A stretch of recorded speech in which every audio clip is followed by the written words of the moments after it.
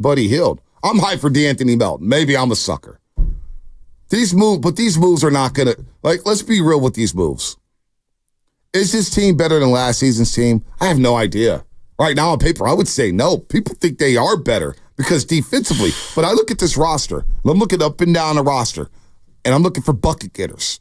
Because at some point, you got to put the ball in the basket. You play all the defense in the world, but you got to score. You lost 2 Hall of Famers. Let's call it. You lost Chris 2 Hall of Famers. I know he's older. I know Clay's not the same player. You lost 2 Hall of Famers. And that goes back to IQ and leadership. Now, Clay, obviously, in the leadership department last year, he was going through it. We get that. But Chris Paul, I mentioned it earlier, you cannot sleep on what he meant to those younger guys in the locker room. He was so damn important for that. Very underrated. And the fact that he had to get his ego checked early last year, and that was not easy for him. We were making a joke about him and Kendra Andrews, coaching kind of thing, and he had to come off the bench, and he did that for the first time in his illustrious career. This guy heard a peep. Never heard a peep. Never heard a peep. Now he might have been disgruntled, but you know what? He didn't let it show it through the media or anything like that. If he did, he was just being the same old Chris Paul. He's always a little edgy. The biggest issue I think he had, and he hinted at it, even though he did it in a very professional manner.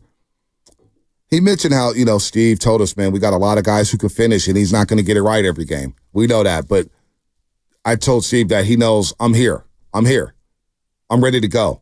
And I think Clay, when this Phoenix situation happened, and then we saw him in Brooklyn, where he was with Anthony Slater, Draymond Green jumped in the interview. You going to ask him about finishing? I didn't finish in the game in the final. Finishing matters to these players. Yeah, starting. Yeah, they want the cash A and B, and they're going to start in lineup.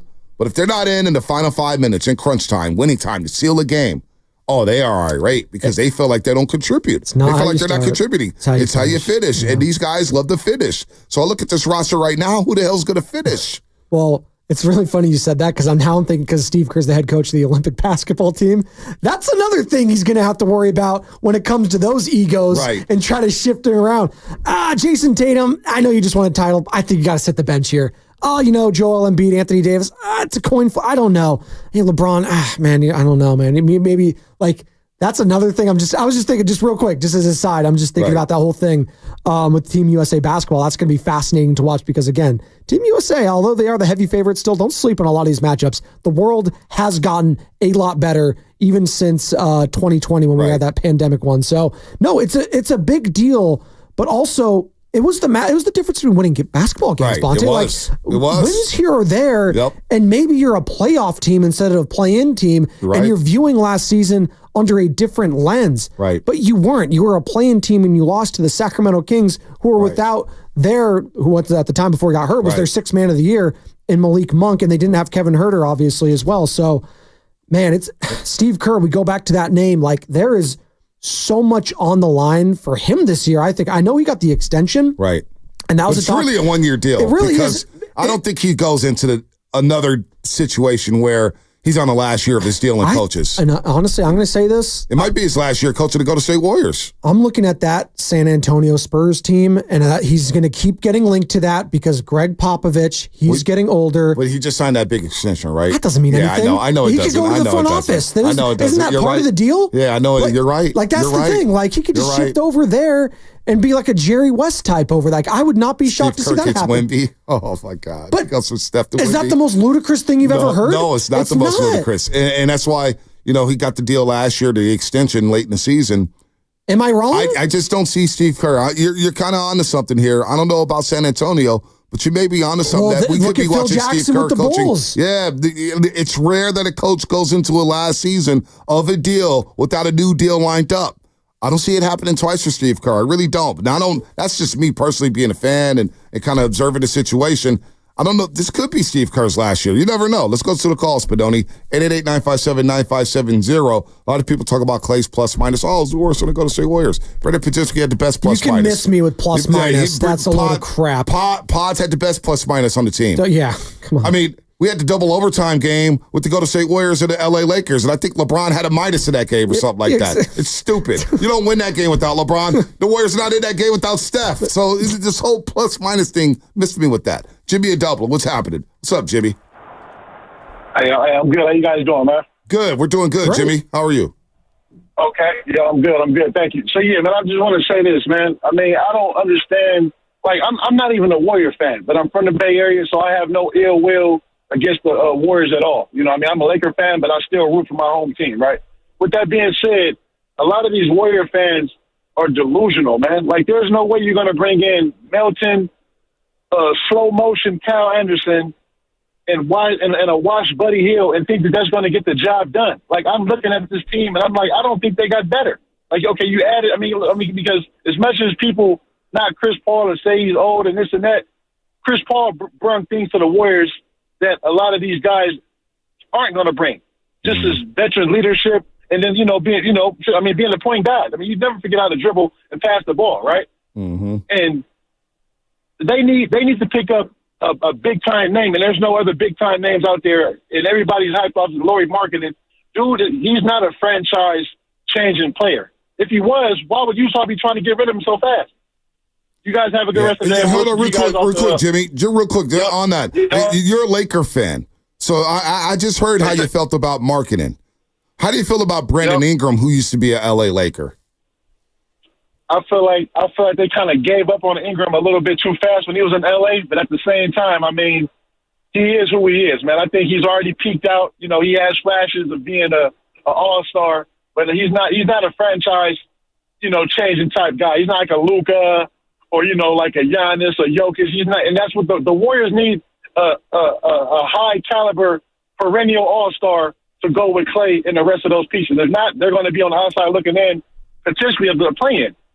Yeah, but those guys just aren't out there. Like, that's the thing. Like, Jimmy. There's a reason. Like, yeah, you would like to have Paul George. A lot of fans wanted him. I get that. Like, but they weren't doing business with you. They weren't in the business of helping a Western Conference team that, you know what, they already kind of not struggled, but they're already looking at themselves and say if they have Kawhi Leonard, James Harden, it's going to be very difficult opening up a new building if you're Steve Ballmer and co. Let alone how the landscape of the West is now, but helping out the Golden State Warriors. Now that team vaults back into maybe the top 5, 6, and then you get pushed back a little bit. So they're not going to help any Western Conference team. But to Jimmy's point, like, yeah, the Warriors fans, they want that, but like, it's hard. Like, and you're not going to go out and get, the guy that checks all the boxes. You have to take a risk, and Brandon Ingram would be a risk, but the upside is there. I think the Stackhouse angle, Stackhouse being an assistant coach, he knows Ingram better than anybody in this league. Watching him grow up, maybe it's a reach, but he knows Ingram very, very well. Is basically what I'm trying to say. And Stackhouse can maybe bring the best out of Ingram. Now, he wants to get paid after the season. Brandon Ingram's in line for a new deal, and he wants new money. You would have to do that alongside Markkanen. New money. Are you willing to pay those guys new money?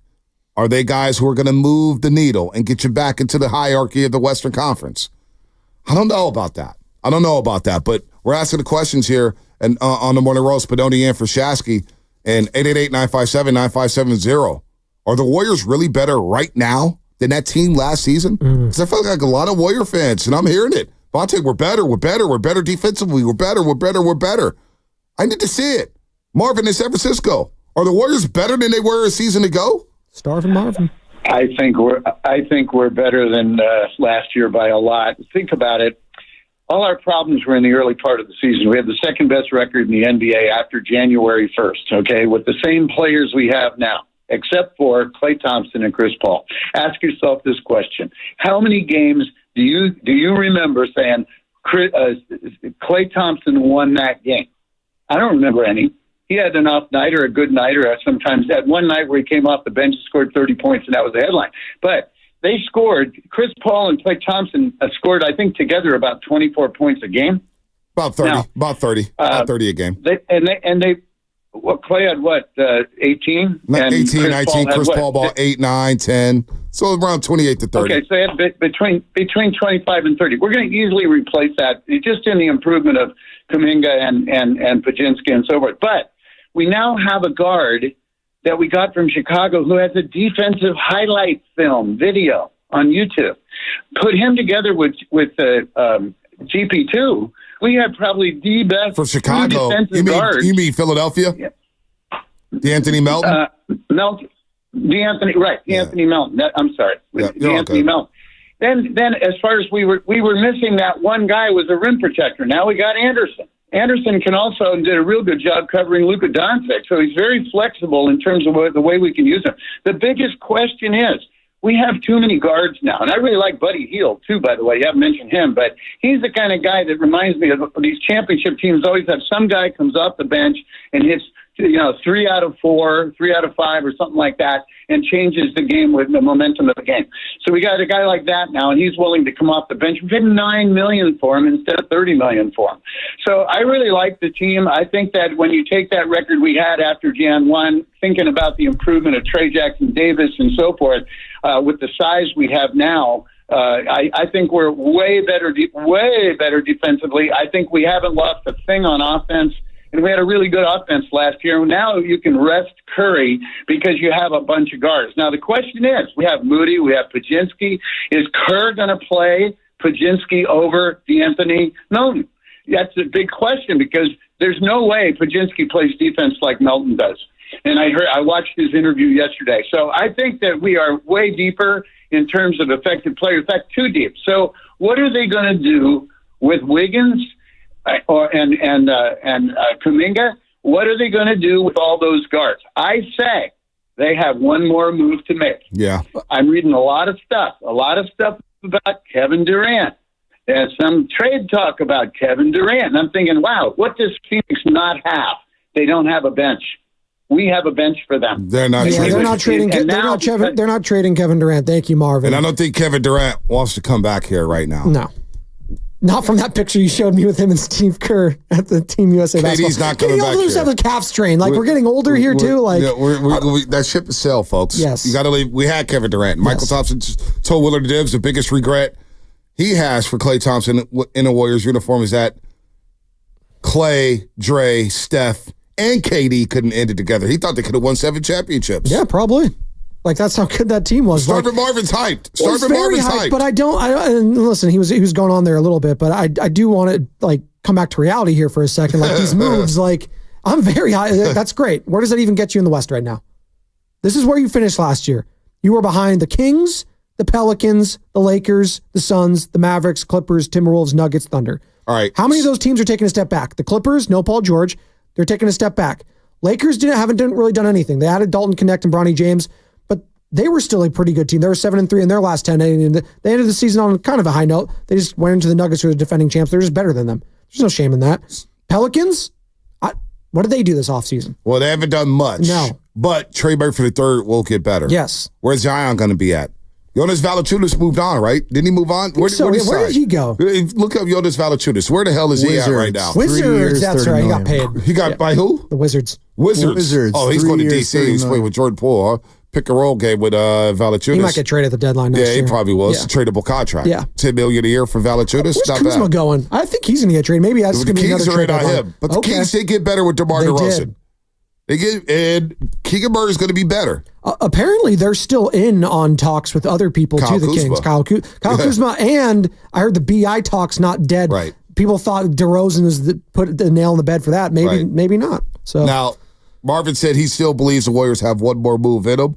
I hope they have one more move in them because these guys are good. Like D'Anthony Melton, we can't expect him to come back and play 30 to 35 minutes a game. He may be a 20 to 25 minute guy. You know what I'm saying? Spine injury. Yeah, Kyle Anderson is a 20 to 25 minute type of guy. Buddy Hield, 20 to 25 minutes. Is that good enough? Now, you're banking on Kuminga making a leap. You're banking on Pajinski making a leap. You're banking on Moses Moody making a leap, as well as CJD. I feel like we were in this position last year, Bonte. I think it was my first time hosting with you on this show. It was the free agency period, and we were talking about, like, there wasn't a lot of moves to be made last year for the Warriors, but their moves could be the younger guys taking a next step. Yeah. And we saw that with Jonathan Kuminga. He took that next step. I think the next step for him next year, if he's an all-star, like that's like, oh my God, right? Yeah. Like, wow, he took that next step. Now he's the next guy in line for this team. Now he's established himself as a number 2 piece. But as it stands right now, they don't have a number 2. Yeah. So it's hard for me to be as optimistic as Marvin and SF is if they don't have a true number 2 on this team. I think their second best player right now, and it's a problem, is Draymond Green. Yeah. When he's on the court, he's your second best player. Well, and also, offensively, you're going to need some juice from somewhere. Yes. Using the shot making with Klay. You losing the pick and roll game with Chris Paul. Now, Pajinski could pick that up. But you're banking on these guys to make a big time leap to get to where you need to get to. Oh, the Pelicans, they did get DeJounte Murray. That's right. Oh, Thanks I for the forgot save, about 707. that. They did get DeJounte Murray. I don't know what that does to them. Really, I think it makes them better. Then Gives Ingram? him a natural you think point he's better guard. than Ingram? I think he's better than C.J. McCollum. Oh, okay, that's true. If I was them, I'd try to move off of C.J. McCollum. Who lost C.J. McCollum? I like DeJounte. I like DeJounte alongside Trey Beckford III and Herb Jones. You got some defenders there. You got some dudes who will get to the passing lane to pick your pocket. Zion was so incredible in that playing game too. DeJounte, I forgot about DeJounte Murray. Hell, that's a hell of a move for man. That's a hell of a move for them. Are the Hawks going to keep Trae Young? By the way. No one wants that. I thought the Lakers they were sniffing around that for a while, but I didn't think that Pelinka and co want him. I don't know if they do. Grant Liffman will keep him though. Our guy Grant Liffman. Grant Liffman. Don't forget next week.